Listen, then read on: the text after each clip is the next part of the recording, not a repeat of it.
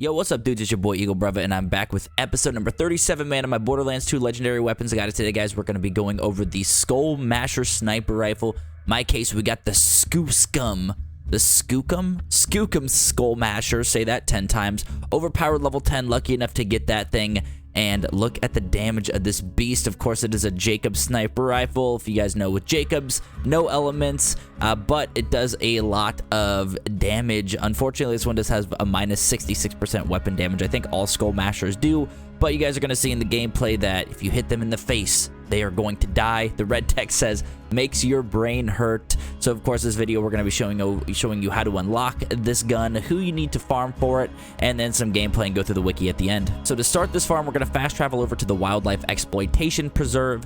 And if you guys have watched the Transformer video or the Deliverance video where we farm Pomona and Tumba, we're actually going to take the same approach with the Son of Mothrak, who we will be farming for this gun, where we're going to run all the way over to the Natural Selection Annex, and we're going to go into the Natural Selection Annex and turn right back around, so it saves us right there. That way, all of this running that you guys are seeing right now, you will not have to do every single time. There is some way to use like the bada boom and just rocket jump your way if you're using the gun Zerker, but go to the Wildlife Preserve, or go to the Natural Selection Annex, because that's going to make your life a lot easier for this farm. And as I mentioned, we're going to be farming the boss known as Son of Mothrak, who actually is going to show up throughout the game, so you do have to get to a good spot in the game to unlock Son of Mothrak and then actually allow that farm to happen. So you will have to progress through the game, but instead of talking for 10 minutes, I'm going to fast forward this so you guys can see exactly where to go, and I'll see you guys in a second.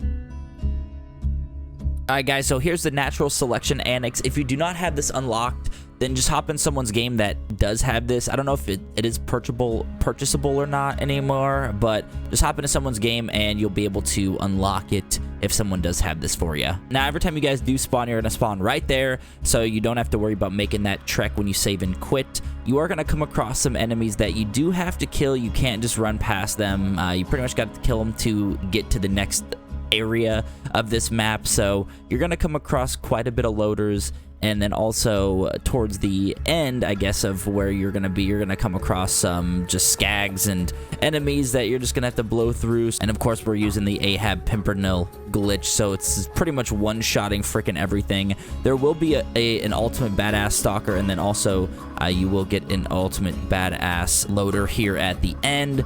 But there's the ultimate badass stalker. Take him out, and then the ultimate badass loader will actually show up here in the doorway. Boom, take him out again. Ahab Pimpernel glitch is a little cheesy, but I want to get this gameplay out as soon as possible because I am 10 years late with the series, but no, and honestly, man, the series has been awesome and been having a lot of blasts in Borderlands too, so hopefully you guys are enjoying. But just follow my way. You're gonna go over here and then go up the stairs on the bridge.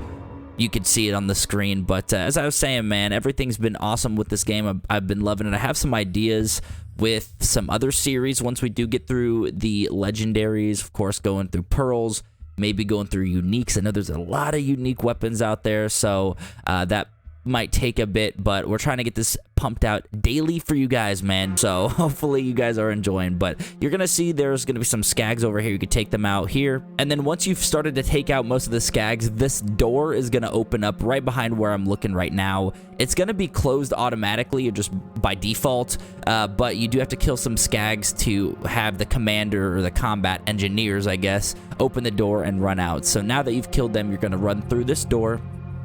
And I know it's a trek, but the Skullmasher, especially for like 0 builds, man, I'm sure is an absolute beast. So you're just going to run this way, and there's a lot of running in this farm. The farm for this one can be kind of a pain, but we are getting every single legendary in the game. Of course, showing you guys all the drops and everything, but there's gonna be some enemies here. We just take them out. While we're killing these enemies, I'm curious, guys, what is your favorite legendary weapon? Let me know in the comments below. Of course, we're gonna be going through every single legendary, but I want to get the ones that you're actually interested in out sooner. Of course, we got a couple really cool ones coming up here, but I'm just curious on that. So there's the Son of Mothrak's gonna spawn right there every time. Now, a tip with him, just the tip, is make sure when you do kill him, you don't kill him out of that area, out of that arena. You can see right there, he does drop the Skullmasher for us. But if you shoot him and kill him outside of that arena, the gun's just gonna drop some random spot in the map. You're not gonna know where it's at. It might fall through the ground. I know that he's notorious for having loot go through the ground, so just keep that in mind, man. Be careful. But there it is. There's the drop. Let's jump into the gameplay and go through the wiki. And no, I'm asking a lot for you guys this episode, but if there's somewhere else that you'd like me to go through and show you guys the gameplay on, I've just been getting bored with Southpaw, Steam and Power, and Lynchwood, so just let me know, man. I'm just kind of going into random maps here and there, but let me know if there's a map that you really would love to see this gameplay. But also, as I'm going through the gameplay, you're going to see when I hit the headshots, man, it absolutely shreds these enemies, but you know, you gotta hit those headshots. The Skullmasher is a legendary sniper rifle in Borderlands 2 manufactured by Jacobs. It is obtained randomly from any suitable loot source, but has an increased chance to drop from Son of Mothrak, located in Wildlife Exploitation Preserve. In the Sir Hammerlock's Big Game Hunt DLC, the Skullmasher is obtained randomly from any suitable loot source, but has an increased chance to drop from Rockanoth, located in Skillas Grove, Rakanoth. I'm also going to put out another series that shows you guys some of these DLC mini bosses because I'm learning so much just going through this series that a lot of these DLC bosses do drop these weapons as well. So I'm going to make sure that we show you guys that just in case that's an easier farm, because I'm sure Rakanoth is probably a much easier farm than Son of Mothrak. The special weapon effects, the red text says, makes your brain hurt. Fires 5 projectiles per shot, decreased accuracy, and damage per projectile. The usage and description says, another legendary returning from Borderlands 1. The Skullmasher is largely unchanged. In Borderlands 2, it features a faster fire rate, fires a cluster of 5 projectiles instead of the original 6, and with greater spread. If all 5 projectiles connect, the Skullmasher is capable of much higher damage output than most of its peers. However, it tends to have very low accuracy for a sniper rifle and is used best at mid-range against large enemies such as the warrior or flying enemies. Alright, so it's not my aim that's not doing so hot. It's the gun. We're gonna blame that. Some notes: it does consume 1 ammo per shot, and then as long as the Skullmasher can achieve multiple crit hits in 1 shot, it makes it useful for faster completion of the long shot headshot challenge if you guys are into doing challenges.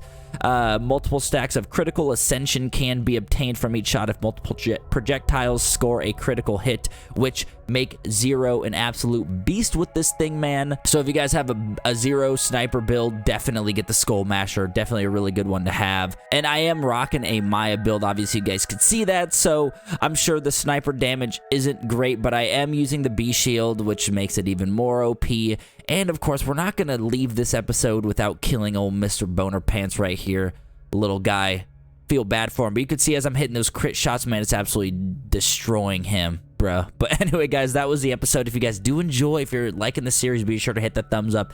If you're collecting all of these legendaries like me, this is one you're gonna have to get. Again, you might be able to get it from Rakanoth a little bit easier, not sure, but we'll be putting out videos like that to show you guys the DLC enemies and what their drops are as well. But anyway, guys, that was the episode. Appreciate you for stopping by. I will catch you in the next one. Peace.